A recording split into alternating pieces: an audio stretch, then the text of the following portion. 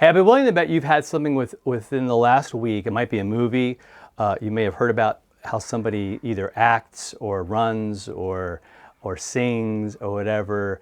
An album, maybe it's a I don't know, a plate of food, and you're like, oh, that is so good.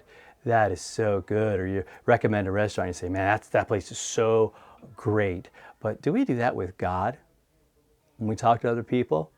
Let's check it out.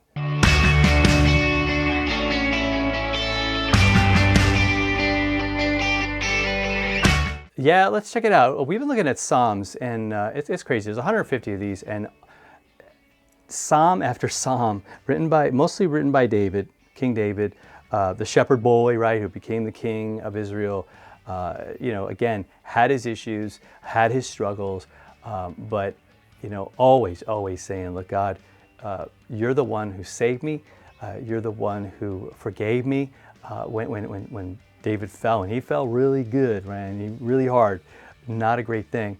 But he owned his sin and went to God, and so that was his experience, man. It wasn't this storybook life of a king, who just rode off into the sunset and just had a perfect thing. No, God was the perfection. God was the good one. God was the great one. So that's why these Psalms talk the way they do and are worded the way they do.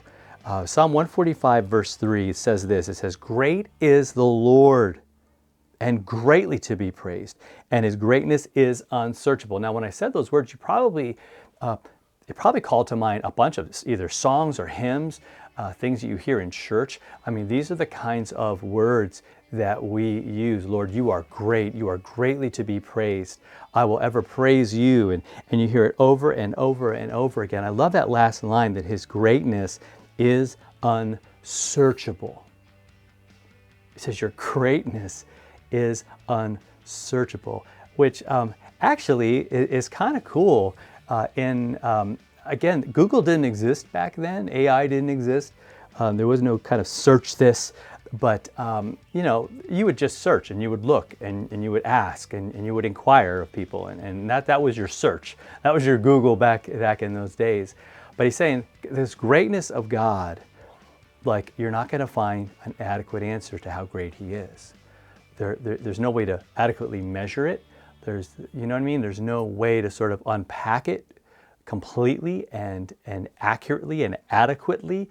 It's just not going to happen. If you put it in the Google search, there's going to be just either too many options, or it's going to say, like this, I can't even come close to this. It's unsearchable. You're not going to be able to get past how big it is. You know what I'm saying? You're not going to get to the end of it and go, oh, that's it. It ends. His greatness kind of ends here. No, you can't limit it. It's just there, and it's awesome. It's all because of who he is.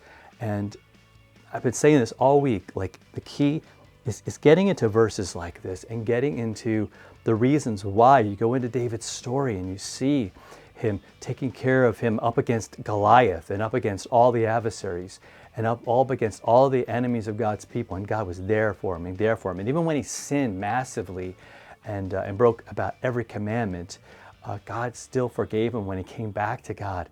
God, just washed away his sins, and so a lot of the Psalms are about that, especially Psalm 51. If you want a good one, if you've fallen, if you're like feeling the weight of sin, Psalm 51's your guy right there. Go check that out. It's confession at its best. Lord, against you I've sinned. I've offended you. I have sinned against you. Like I am guilty when you judge, Lord. So, and then again, the forgiveness, Lord, I am forgiven because of you. When we go to Jesus, that's what we do. And we see that his greatness in laying his life down for us, even though we don't deserve it, that's unsearchable. That is unsearchable. He is certainly greatly to be praised by us and by all people all of the time. And you know what happens when we do that? The weight is off of us because the focus is on him. And our hearts are filled not with problems and anxiety and depression, but with him, with his love, his forgiveness, and his grace. Now, the other stuff's going to try to get back in there. That's what it does. And that's why we just like, nope, I'm going to fill up. I'm going to keep filling up. I'm going to keep filling up because he is greatly to be praised. So let's get after that today, that time of worship. I'm Pastor Fred. This is The Follow Through. Hit that subscribe button and share this with somebody. And we got one more psalm this week. It's a good one. So come on back tomorrow. We'll check it out.